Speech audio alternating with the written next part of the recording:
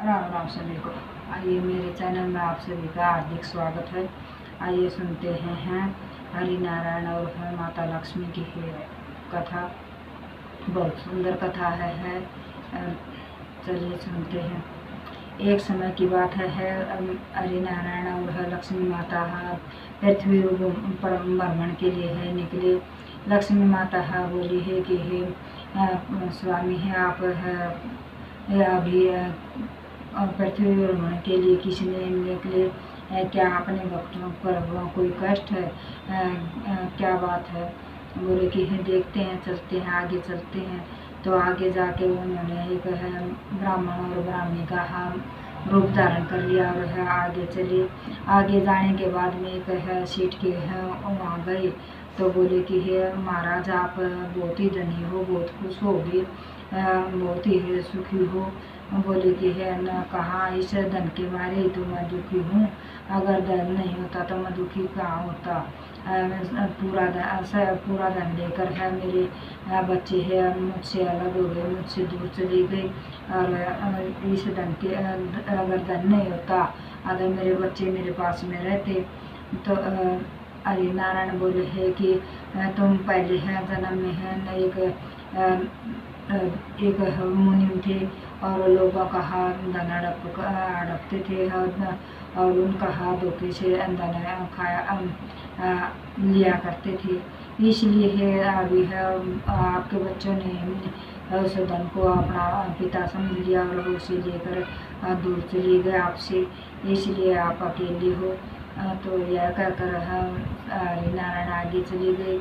आगे जाने के बाद में एक किसान है का बैल मर गया था और वह उसके पास में बैठा बैठा रो रहा था। तो वह माता लक्ष्मी बोली है क्या बात है भाई, तुम क्यों रो रही हो, कि एक बैल ही तो मरा है। बोले है तो धन तो आपके पास बहुत है, हाँ बहुत खुश हो गए हो वैसे तो। बोले कि हाँ ये धन के मारे तो मैं दुखी हूँ। दिन में तो हो इसके बैल के साथ खेत में काम करता और है रात को कोल्हू में चलाता। इसके साथ मैंने है बहुत पैसा कमाया है और अभी ये मर गया तो अब मैं किसके साथ पैसा कमाऊंगा, क्या करूंगा, अब मैं कैसे काम चलेगा मेरा। तो इस धन के कारण तो मैं दुखी हूँ।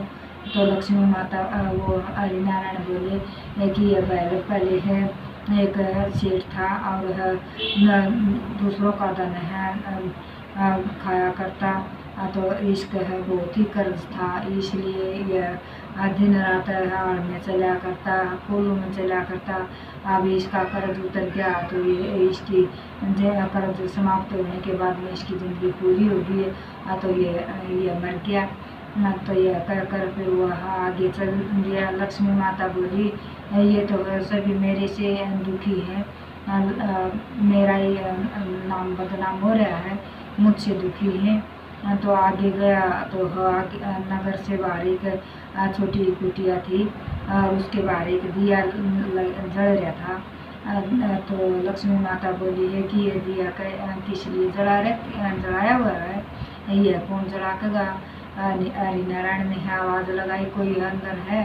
तो वहाँ से एक औरत निकली और बोली कि हाँ महाराज बोलिए। बोले कि ये दिया किस लिए जला रहा, क्या।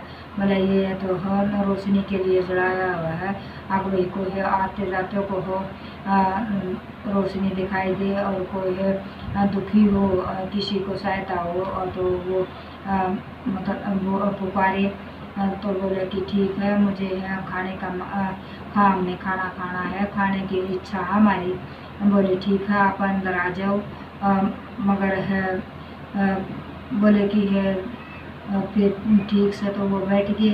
तो वो हरि नारायण बोले कि हमारी तो खाने की इच्छा है, आप खाना खिलाओगे। बोले कि ठीक है आप थोड़ी देर के लिए बैठो, मेरे पति है काम पे गए हुए हैं, वो आते समय खाने के लिए सामान ले आएंगे, तब मैं खाना बना कर आपको खिला सकूंगी, तब तक आप बैठो। तो वो हरि नारायण बोले है कि अगर कुछ नहीं मिला तो फिर क्या करोगे। बोले कि देखा जाएगा, इतना तो मिलता है भगवान की दया था कि वह हमारा पेट भर जाए। तो थोड़ी देर के बाद उसका आदमी आ गया, वह खाने के लिए सामान लेके आया हुआ था। उसने दाल चावल सब्जी है सब बना दी और दोनों की थाली लगा दी। खाना खाने लगे तो बोले कि है उन्होंने पेट भर के खाना खाया, हरि नारायण और लक्ष्मी माता ने। फिर लक्ष्मी माता बोली है आपने तो पेट भर के खाना खा लिया, आप तो खा लो, कि आपके लिए तो कुछ बचा ही नहीं। कोई बात नहीं, मिले एक चावल का दाना बचा हुआ है, ये काफ़ी हमारे लिए, इसी में पेट भर जाएगा। तो वो बोले कि है आप फिर हरि नारायण बोले कि मैं आपकी भक्ति से है बहुत खुश हूँ, आपकी है आपकी इतनी है दया और भक्ति देखकर मैं बहुत खुश हुआ। वो अपने यहाँ असली रूप में आ गए और लक्ष्मी और हरि नारायण ने उन्हें वरदान दिया कि आज के बाद है तुम्हारे घर में धन धान्य का कोई कमी नहीं रहेगी। जय लक्ष्मी माता की, जय हरि नारायण की। अगर कथा अधूरी हो तो पूरी कीजिए, पूरी हो तो मान कीजिए। कह नारायण सुनो नारायण, लक्ष्मी माता घर में है धन धान्य के भंडार भरे और है धन के भंडार भरे है, सुख शांति है। जय लक्ष्मी माता की, जय सच्चे दरबार की।